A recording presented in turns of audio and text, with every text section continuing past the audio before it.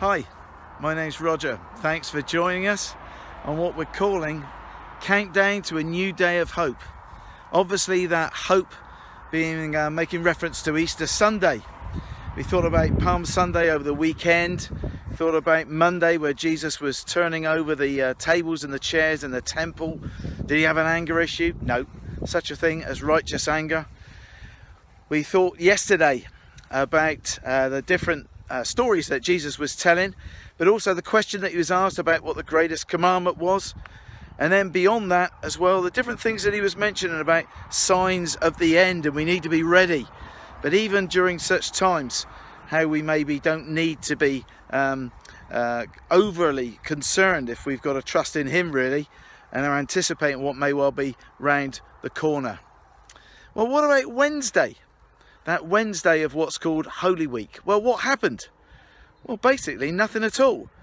Now that may well sound a little bit bizarre, but in actual fact, nothing in the writings of Matthew, Mark, Luke and John say that anything occurred at all. Now it doesn't mean that nothing happened. It's just maybe a little bit like if you switch on the news and it seems to be going over the same old stuff over and over and over, as if there's no news and nothing is happening at all with regards to COVID-19 or whatever the latest may well be. Well, the reality behind the scenes is going to be very, very different up and down the country and indeed all over the world, but it's obviously not just been reported in. And I guess there would have been stuff in Jesus' day on this Wednesday that would have been going on in terms of preparation for what was ahead, but just nothing that the gospel writers actually recorded. When you're watching the news though, and there's nothing that you're seeing coming up that's new, it's a bit difficult to know as you're anticipating what the next layer of tragedy or maybe turning the corner may well be. It's a bit difficult to know whether or not it's going to be a day where the sun is shining in terms of news, or a rainy day yet again, and we've had a number of those, haven't we? Well, what about if it's both? What about if the sun is shining and it's raining? Well, of course, in one sense, when that occurs, what happens? We get a rainbow. Maybe like me, you've loved seeing the pictures that the kids have put in their different houses of rainbows. Rainbow being a picture of hope, and that's really kind of struck a chord with us up and down the country.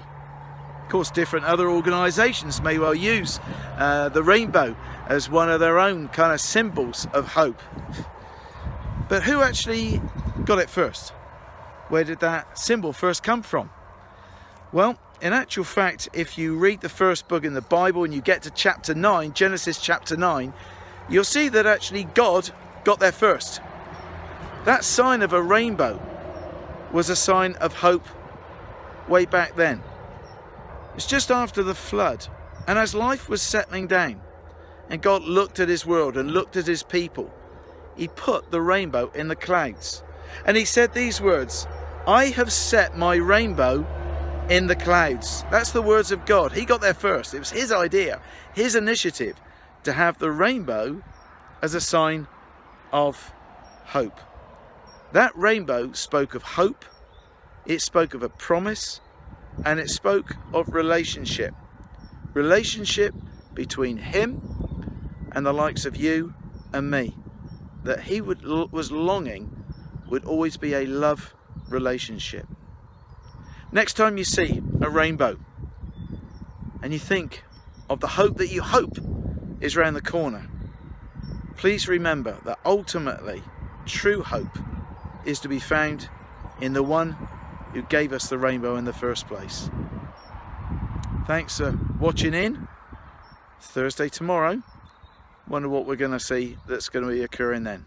But as for today, may well be Wednesday, but Sunday's coming.